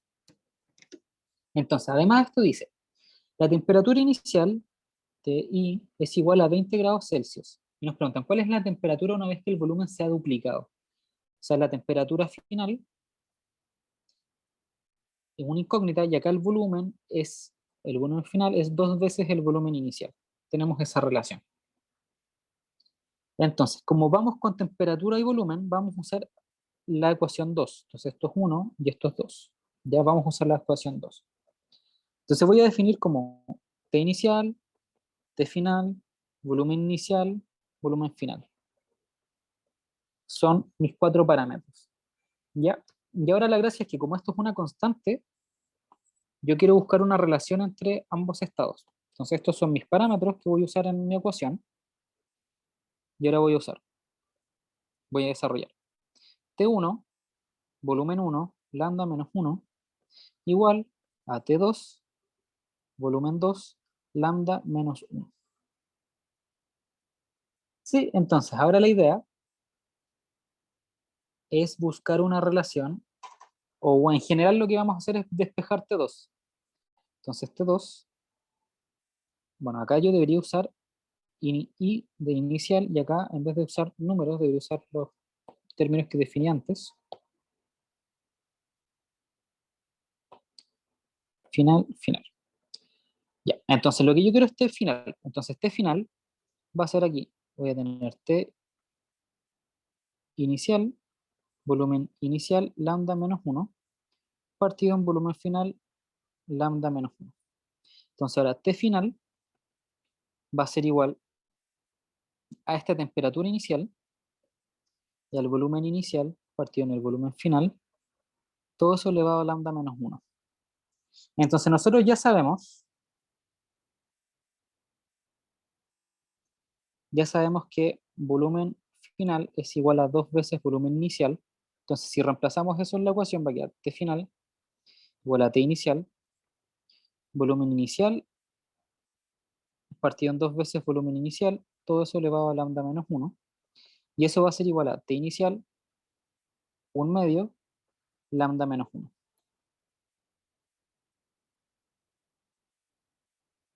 Y acá, y este es un dato. Demos un segundo. Ya, acá hay un dato. El enunciado también dice que el gas de la nube es monoatómico. ¿Ya? Esto es una propiedad. Cuando el enunciado nos dice eso, quiere decir que la capacidad calórica de la presión es 5 medios por R, y la capacidad calórica V es 3 medios GR. Estas dos capacidades calóricas están acá. No, este no, pero son. Este sí. Esas capacidades calóricas están asociadas a cambios adiabáticos de un gas ideal. Entonces, cuando yo tengo un proceso adiabático, cambian parámetros. Entonces, en el gas ideal, cuando cambia mi volumen, o sea, cuando mi volumen es constante, se dice que la capacidad calórica está asociada al volumen. Y cuando mi presión es constante, se dice que la capacidad calórica está asociada a P. Y entonces, estos dos datos son cuando tengo, o vienen dados para un proceso adiabático, que es cuando hay una transición. Se me fue el nombre. Cuando hay un cambio de estado, aparecen estas dos cositas. Entonces, esos son CV y CP, son capacidades calóricas cuando el cambio de estado es para volumen constante y a presión constante. Entonces, como esto se cumple siempre para un gas monoatómico, lo que yo voy a decir entonces, ok, C esto y lambda es, eh, se me fue cuánto era lambda, CP partido en CV, es CP partido en CV. Entonces, lambda va a ser 5 medios R partido en 3 medios R. Así se me va el R y me queda lambda igual a 5 tercios. Como tengo lambda, entonces ahora puedo finalizar mi ecuación y puedo obtener que TF es igual a la temperatura inicial por 1 medio y todo eso está elevado a 5 tercios menos 1. Y así puedo calcular la temperatura final. Ya, esto es 12,6 grados Celsius. Ya. Ese otro ejercicio utilizando la ecuación de... Bueno, acá no usamos directamente la ecuación de estado, pero sí es para un gas ideal.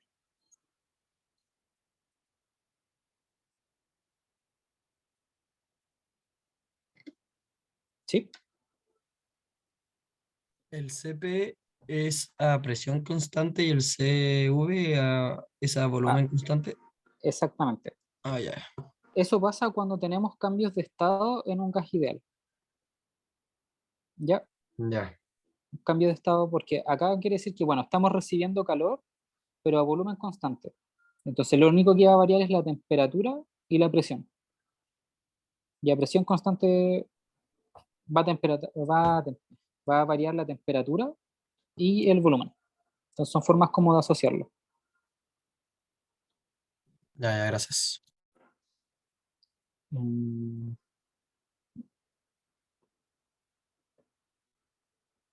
No está escribiendo acá. Ya. Déjenme ver si encuentro algo más que les pueda servir.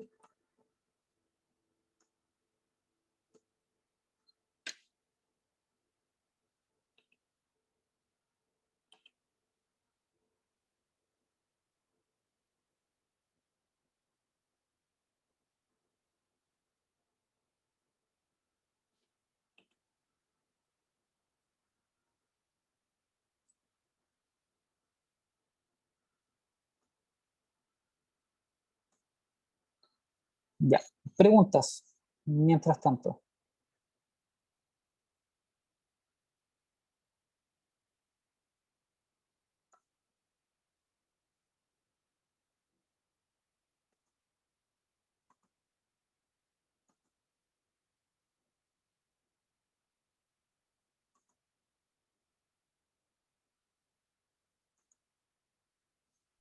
Yo tenía una duda en las ecuaciones esas de cuando cambiaba la temperatura en sólidos, eso de variación de L, variación de A y... Ya. Podemos hacer un ejercicio de eso. Sí. Acá. Ese ejercicio salió en la prueba del semestre pasado. Demos un segundito.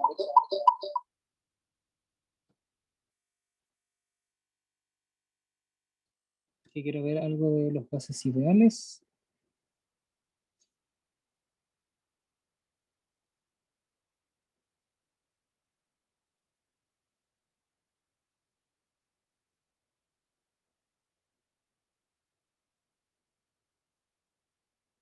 Ya.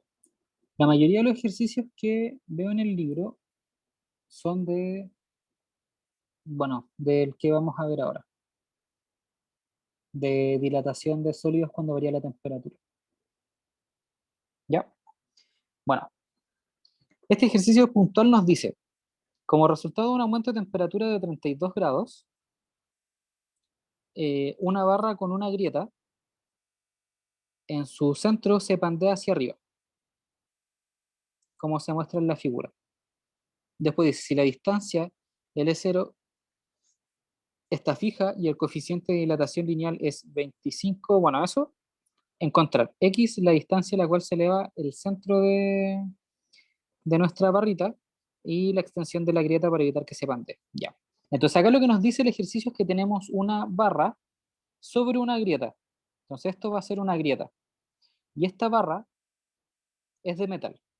Entonces lo que va a pasar es que existe una variación entre la temperatura inicial y la temperatura final de 32 grados. ¿Ya? Y lo que pasa es que por esa variación de temperatura, esta barra se expande. Como se expande y los puntos, los bordes están fijos, la única solución que encuentra la barrita es curvarse. Pero acá nos dicen que esta barrita tiene una grieta, eso quiere decir que está rota aquí. Entonces, en vez de curvarse, lo que hace es que se rompe y se eleva. Entonces, se eleva esta distancia. Entonces, ahora nos piden X. Entonces, la forma de encontrar X es, bueno, asociar que, bueno, si hay un aumento de temperatura, hay dilatación del sólido. ¿Ya? Entonces, como se va a dilatar el sólido, tenemos esta ecuación de dilatación que es para una línea recta. ¿Ya? Entonces, nosotros tenemos variación de la longitud, que es L final menos L inicial, igual a la constante de dilatación lineal, el largo inicial y la variación de temperatura. Ahora, ¿qué me interesa a mí? Nosotros vamos a tener este triangulito, o bueno, se va a armar este triangulito con el largo inicial. Entonces esto de aquí es el largo inicial. Y el largo final va a estar determinado, o el largo de después de la dilatación va a estar determinado por esto. Entonces todo este pedazo, todo este trozo, si no estuviese curvado sería el largo final. ¿Ya? L final. Si no estuviese curvado. Entonces yo sé que este triangulito que se va a armar va a tener catetos. Entonces yo voy a definir que esta parte de acá va a ser el largo inicial dividido en 2, y esta parte de acá, o sea, el cateto, o sea, la hipotenusa, va a ser el largo final dividido en 2. Mejor conecte su tablet porque si no se va a cortar el señal de red. Por la batería dice 5%. Sí, sí, eso estoy diciendo conectando. Ya. Entonces, como tenemos ese largo final, yo voy a decir entonces, el largo final es todo esto, y a mí me interesa solamente la mitad, me interesa este pedacito de acá. ¿Por qué me interesa eso? Porque voy a usar Pitágoras para poder relacionar el largo de acá abajo, la hipotenusa y esa X, que es lo que me piden, a mí me piden esa X, que en el fondo me piden un cateto. Entonces, mi ecuación principal va a quedar determinada de esta forma. Largo final al cuadrado, o sea, largo final dividido en 2 al cuadrado va a ser igual a la distancia X que yo necesito conocer, que es la distancia de elevación, más el largo inicial dividido en 2. Todo eso al cuadrado. Eso. Entonces, como a mí me interesa X, despejo y voy a tener esto de acá. Esa es la ecuación con la que yo voy a trabajar. ¿Ya? Esta es la ecuación que yo voy a trabajar. Largo final al cuadrado partido en 4 porque resolví el cuadrado, menos el largo inicial al cuadrado partido en 4. ¿Ya? Entonces, mi X, que es lo que yo necesito, es esta raíz. Entonces, acá no sé muy bien lo que hice. Bueno, entonces lo que yo necesito ahora es encontrar una forma de escribir el largo final al cuadrado. Y eso lo vamos a encontrar con lo siguiente. Yo sé que como hubo una variación de temperatura, voy a usar esta ecuación de acá. Entonces, como este era el largo final menos largo inicial igual a la constante por el largo inicial partido, o sea, por delta t, voy a despejar el largo final. Entonces acá despejé el largo final. Entonces el largo final es el largo inicial más la constante por el largo inicial por la variación de temperatura. ¿Ya? Y como ese sería el largo final, bueno, bastaría reemplazar los datos acá, que sería el largo inicial es L0. No nos dicen cuánto vale, ¿cierto? Sí, nos dicen que es 3,77 metros.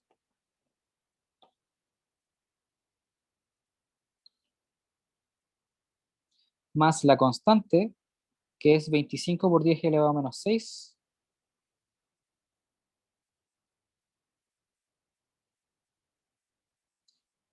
no hay que olvidar las unidades. Y luego esto por el largo inicial, que es 3,77, por la variación de temperatura, que es 32 grados Celsius. ¿Ya? Y ahí me queda el espacio. Entonces, voy a anotar acá abajo, voy a acomodar esto de acá.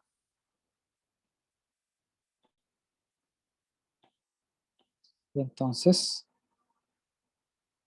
esta igualdad, bueno, ahí con esos datos podemos calcular el largo final. Entonces, el largo final va a ser esas dos cosas, bueno, resolver esto. Al final es meter a la calculadora 33,77 más el 25 por 10 elevado a menos 6 y bueno, multiplicarlo por el resto.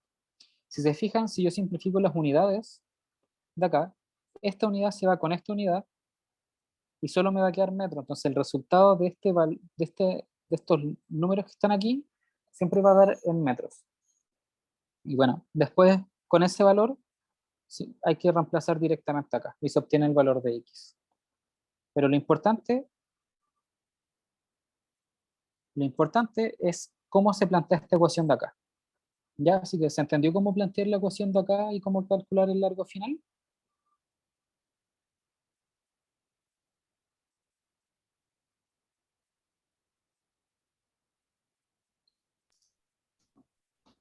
A mí sí, pero la última ecuación nunca la había visto. ¿Esa la podrías explicar un poco?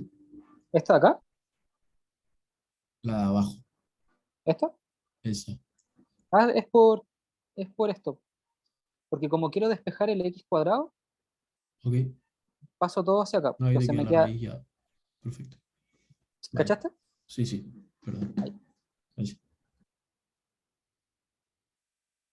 Ya, bueno, la parte B es calcular la variación de la longitud, porque nos piden, la parte B es la extensión de la grieta para evitar que se pandee cuando existe un cambio de temperatura de 50. O sea, al final queremos saber cuánto debiese valer el largo inicial o el largo de la grieta para que una vez que con este largo inicial yo aumente esos 50 grados, esto no se expanda. Eso quiere decir que quiero que mi sistema se vea de esta forma.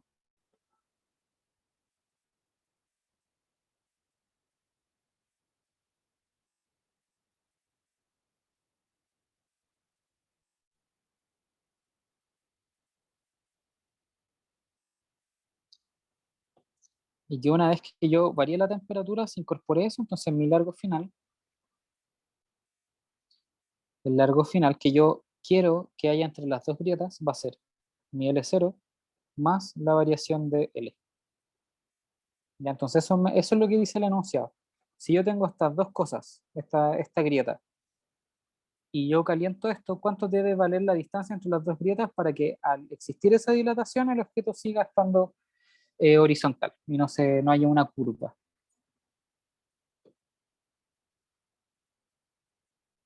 ¿Sí? Que ahí es como lo mismo con la gran explicación.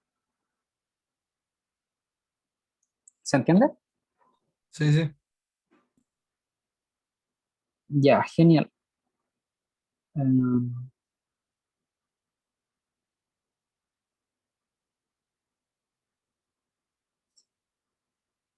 ya. Y ahora para finalizar voy a hacer un último ejercicio que acabo de ver en el libro que está interesante de la ecuación de estado. Ya como para que se vea más directamente sin tener que usar los conceptos de proceso adiabático y todo eso.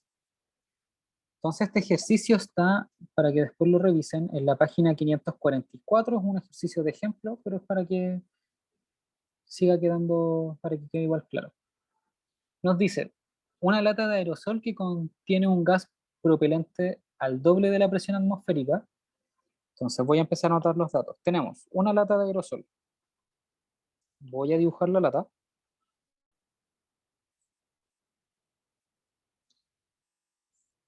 La boquilla. Contiene un gas propelente que está al doble de la presión atmosférica. Entonces esta presión 1 es 202 kilopascales. ¿Ya? Y dice, y tiene un volumen nos dan un volumen inicial de 125 centímetros cúbicos. Y también nos dan una temperatura inicial de 22 grados Celsius. Después dice, esta lata se lanza a fuego abierto. Eso quiere decir que se lanza al fuego. Después dice, cuando la temperatura del gas en la lata alcanza 195 grados Celsius, ¿cuál es la temperatura dentro de la lata? Entonces, la pregunta es, si mi temperatura llega a 195 grados Celsius, ¿cuánto va a valer la presión? Esa es la pregunta. ¿Sí? ¿Se entiende?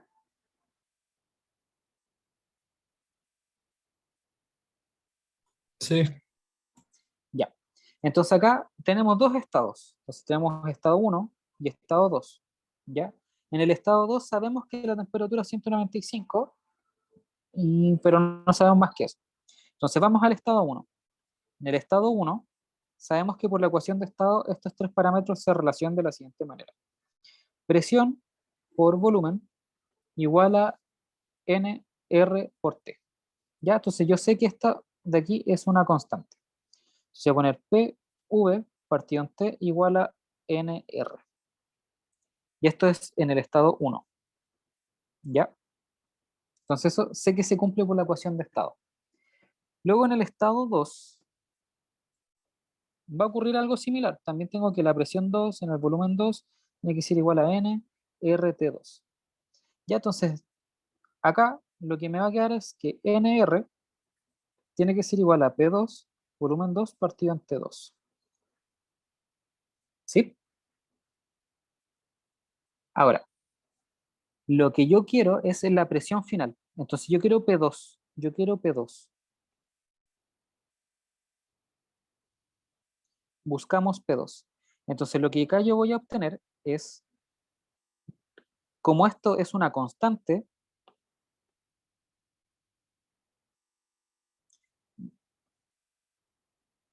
voy a igualar las dos ecuaciones. Entonces voy a tener P1, volumen 1, T2, igual P2, volumen 2, T2. Entonces acá yo despejo presión 2. Entonces la presión 2 va a quedar, acá me equivoqué, esto es T1, la temperatura 1. Entonces la presión 2 va a quedar P1, V1, T2 partido en presión 2, partido en volumen 2, temperatura 1. Entonces, aquí yo ya tengo datos para calcular P2, porque conozco P1, conozco el volumen 1, conozco la temperatura 1 y conozco la temperatura 2, pero no conozco el volumen 2. Entonces acá el libro hace un truquito y dice, ok, voy a asumir que el volumen inicial es igual al volumen final. Entonces si yo sumo eso, porque al final la lata no va a cambiar mucho, se simplifica este volumen con este y así tengo P1, T2 partido en T1. Eso es una opción. ¿Ya? Eso es una opción. La otra opción es suponer que los volúmenes no son constantes. ¿Ya? Suponer que los volúmenes no son constantes. Si los volúmenes no son constantes, lo que yo puedo hacer es decir, ok, el volumen 2 va a ser más grande que el volumen 1 de acuerdo a esta ecuación de acá, a la ecuación que no la tengo anotada justo en este lado, pero creo que la anoté acá. Está en el resumen.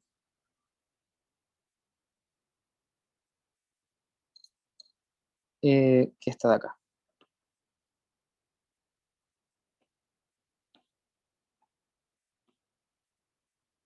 Entonces este para el caso cuando yo sé que el volumen no es constante. Entonces yo acá tengo una variación del volumen. Entonces yo aquí puedo despejar. Con esta ecuación puedo despejar volumen final, porque sé que volumen final menos volumen inicial es esta variación de volumen. 3 alfa debiese buscar entonces, debido al material y a la forma del objeto, cómo sería esta constante. Que eso está por tabla. Tengo el volumen inicial y la variación de temperatura, que también la conozco porque sé cómo varía T2 y T1. Entonces acá yo puedo decir, volumen final es igual a 3 veces alfa, volumen inicial, delta T, menos volumen inicial. O sea, más volumen inicial.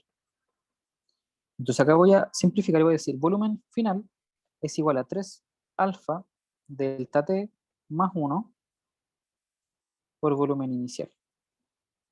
Entonces yo sé que esto es el volumen final.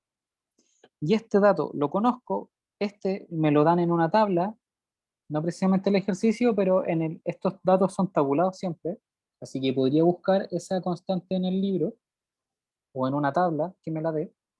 Que de hecho acá el libro la entrega, es esa alfa es igual a 11 por 10 elevado a menos 6 grados Celsius, a la menos 1.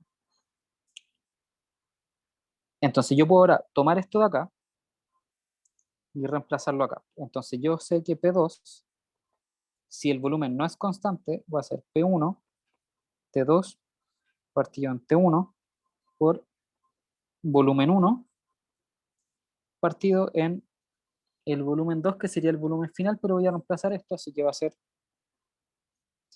volumen 1 por 3 alfa delta T más 1. Y así simplifico y me va a quedar que la presión 2 va a ser presión 1, T1, porque este se va con este. Presión 1, temperatura 2, temperatura 1 y 3 alfa delta T más 1. Y así tenemos el ejercicio más completo, conociendo todos los valores. ¿Sí? ¿Se entendió? Sí, ¿Cómo trabajar con la ecuación de estado? sí. Ya. Bueno, eso sería todo por la estudiatón. Si tienen más dudas, el correo lo dejé en el chat. De todas formas, lo voy a escribir acá abajo. Porque yo me quedé enredado porque a mí me faltaba ver la parte de temperatura y presión, por eso no dije nada. ¿Cómo? No, que después quería repasar yo una parte de temperatura y presión porque me falta reforzar esa parte, porque la mayoría de ejercicios que he hecho han sido sobre movimiento armónico o oscilación de onda. Ah, ya. Bueno, ahí igual está mi correo, así que cualquier pregunta me la pueden mandar y yo feliz de responderle. Muchas gracias. Ya, chicos, ahora les dejo de compartir pantalla y, y bueno.